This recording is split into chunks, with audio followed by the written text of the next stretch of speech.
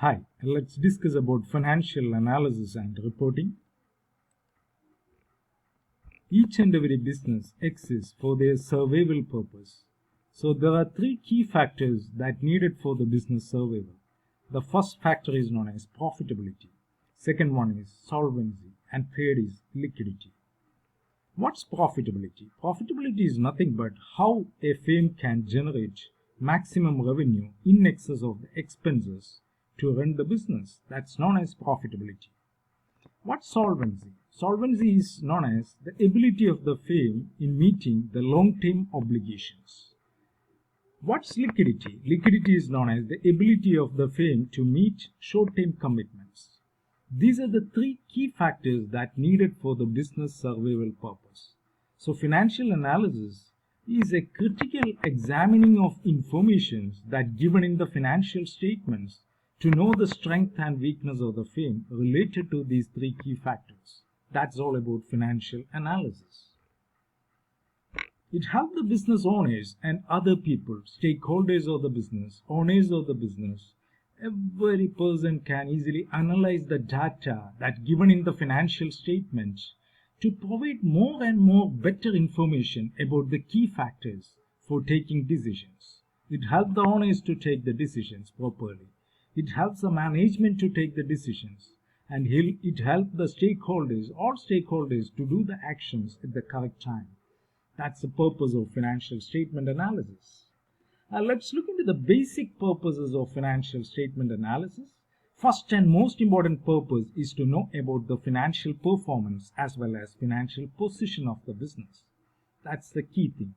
And the second key thing is you can make comparison between the companies and comparisons within the department. That's known as intra-company basis analysis, and comparison between one company with another company, which is known as intercompany analysis, and comparison with the company with industry average, which is also an analysis. So likewise, a lot of tools and techniques has been used for evaluating the financial performance through this analysis. So it tells about the past performance, present conditions, and future performance. It always assesses the organization's earnings power, quality, and growth and solvency. So all the aspects of the financial performance can be evaluated with the help of financial statement analysis. So there must be some kind of effectiveness in the financial analysis. What is effective financial analysis? Effective financial analysis can only report the information properly to the stakeholders of the business. What's actually need for the effective financial analysis? The company should have a clear-cut business strategy, which is very important, and they should have certain objectives to meet, and their annual report and other articles about the organization should be evaluated properly. These are the most important things actually needed for the effective financial statement analysis. And let's look into the tools that are used for financial analysis. First and most important tool is known as ratio analysis. Ratio is studying the relationship between two variables that taking from the income statement or from the balance sheet. And when you select two variables, one variable from the income statement, say for example sales, and another variable from balance sheet, which is known as assets, you are studying the relationship between sales and assets. Why the people are investing in assets? To generate sales. So you can easily evaluate whether the investment in assets generating more sales or not. That's the purpose of ratio analysis. Then the second one is comparative analysis. You can make a comparison between one company with another company. Within the company, the comparison is also possible. One of the basic tools is known as horizontal analysis or trend analysis. You are picking one or two variables like sales and profit. Comparing the sales and profit movement over the last 5 years, a trend has been established, and you are comparing between these two variables will tell about something about the strength and weakness of the company.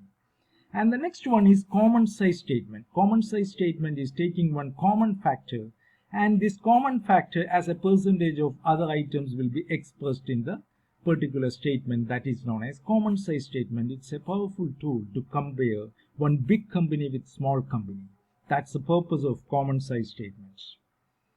A lot of ratios are actually used for analysis, and financial ratio analysis is basically used for expressing the relationship between two different items in the financial statements. Let's look into different types of ratios: profitability ratios, liquidity ratios, asset management ratios, financial structure ratios, and market test ratios. All these ratios are very popular ratios. Profitability ratios tells about the profit level of the firms. Liquidity ratios tells about the ability of the firm in meeting the short-term commitments. Asset management ratios tells about how well the assets comes in, goes out from the business, very fastly or slowly. That's all about asset management. And financial structure, how the company is using the outsiders fund and insiders fund in the business. So is there any more outsiders fund used, whether the company took more risk or not? That's known as financial structure ratios. And the last one is market test ratios.